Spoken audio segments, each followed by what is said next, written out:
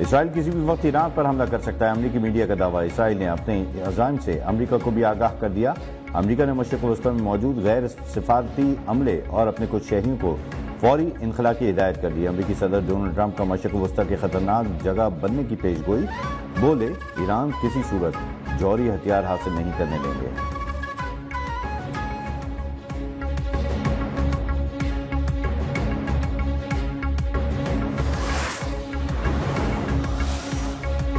حملہ ہوا تو خطے میں امریکی اڈے ایران کے نشانے پر ہوں گے۔ ایرانی وزیر دفاع ناصر زادہ کی وارننگ، کہا جوہری معاہدہ نہ ہونے کی صورت میں جنگ مسلط کی گئی تو ایران بھی مقابلے کے لیے پوری طرح تیار ہے۔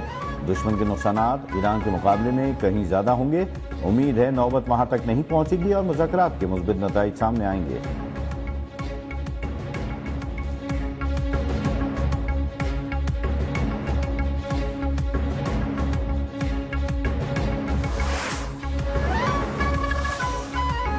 مشرق وسطی میں کشیدگی کے باعث خام تیل کی قیمتوں میں 5% اضافہ، برنٹ خام تیل $70 فی بیرل میں فروخت۔ WTI خام تیل کی قیمت $68 فی بیرل ہو گئی۔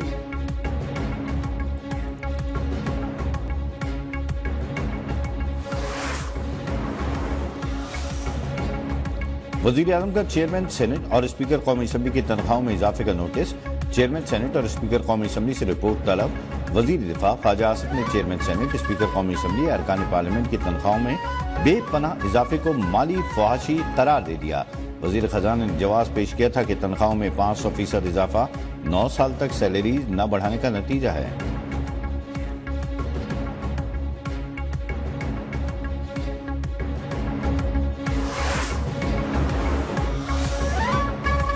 پاکستان پیپلز پارٹی نے سولر پینلز پر 18% ٹیکس مسترد کر دیا۔ شازیہ مری نے کہا مہنگی بجلی سے نجات کا واحد ذریعہ سولر پینل تھا، جس کو بھی عوام سے دور کر دیا گیا۔ تنخواہ اور پینشن میں اضافہ بھی موجودہ مہنگائی میں ناکافی ہے۔ حیدرآباد اور کراچی موٹر وے 400 ارب منصوبے پر صرف 15 ارب روپے رکھ کر مذاق کیا گیا۔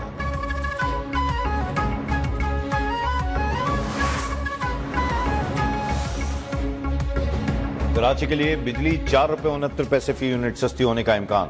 نیپرا میں کے الیکٹرک کی درخواست پر سماعت 19 جون کو ہوگی۔ ماہانہ فیول پرائس ایڈجسٹمنٹ کی مد میں صارفین کو 7 ارب 17 کروڑ روپے کا ریلیف ملنے کا امکان۔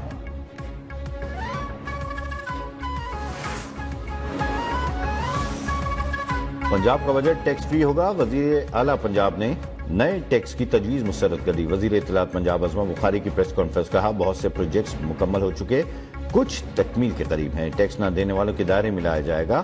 وزیر اعلیٰ پنجاب کے کام کی وجہ سے کہیں سے جلنے کی بو آتی ہے، خواہش ہے باقی صوبے بھی ترقی کریں تاکہ عوام کو فائدہ ملے۔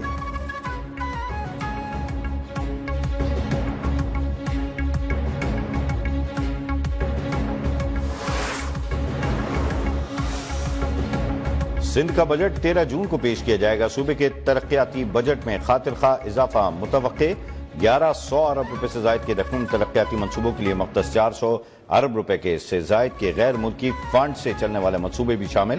صوبے کی اپنی ٹیکس وصولیوں کا ہدف 800 ارب روپے سے زائد تجویز، تعلیم کے لیے 550 ارب، صحت کے لیے 340 ارب، بلدیات کے لیے 350 ارب روپے رکھنے کی تجویز، غربت مٹاؤ منصوبوں کے لیے 40 ارب روپے رکھنے کی سفارش۔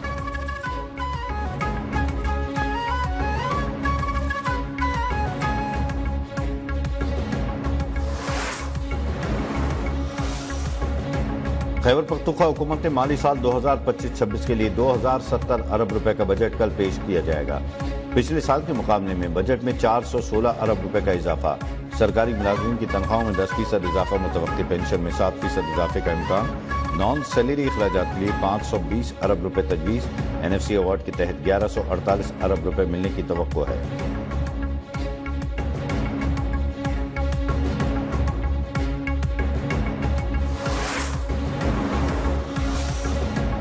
پاکستان سے شکست فاش کے بعد بھارت کا جنگی جنون نئے خطرناک مرحلے میں داخل۔ مودی حکومت کی دنیا کے جدید ترین ہائی پر سونک میزائل کے تجربے کی تیاری۔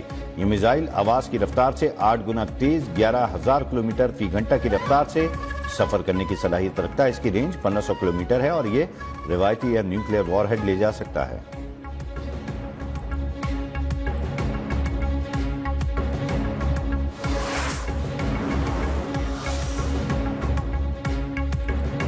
ملک بھر میں شدید گرمی کی لہر برقرار، لاہور میں صبح کے اوقات میں ہی درجہ حرارت 41 ڈگری تک جا پہنچا، 46 تک جانے کی پیش گوئی۔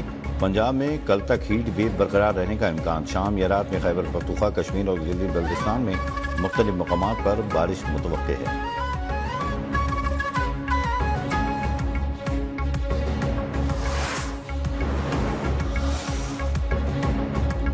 کراچی کے علاقے قائد آباد میں زلزلہ، 2.1 شدت کا زلزلہ رات 1:44 پر آیا۔ جھٹکوں سے خوف زدہ علاقہ مکین گھروں سے باہر نکل آئے۔ زلزلے کی گہرائی 10 کلومیٹر، اس کا مرکز ملیح کے جنوب میں تھا۔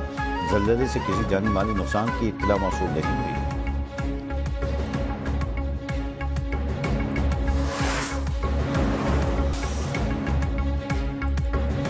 پاکستان سمیت دنیا بھر میں آج چائلڈ لیبر کے خاتمے کا دن۔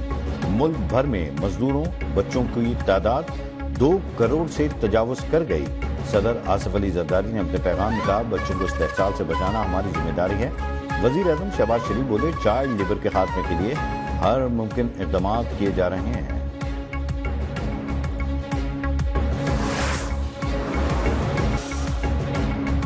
وسیم اکرم نے حیدرآباد اسٹیڈیم کے باہر نصب اپنے مجسمے پر بالآخر خاموشی توڑ دی۔ ایکس پر مجسمے کے ساتھ چیتے کے مجسمے کی تصویر شیئر، لکھا، میرا مجسمہ یقیناً چیتے سے بہتر ہے۔ مجسمہ بنانے والے کو کریڈٹ دینا چاہیے، اس کوشش پر فل مارکس دینے چاہیے۔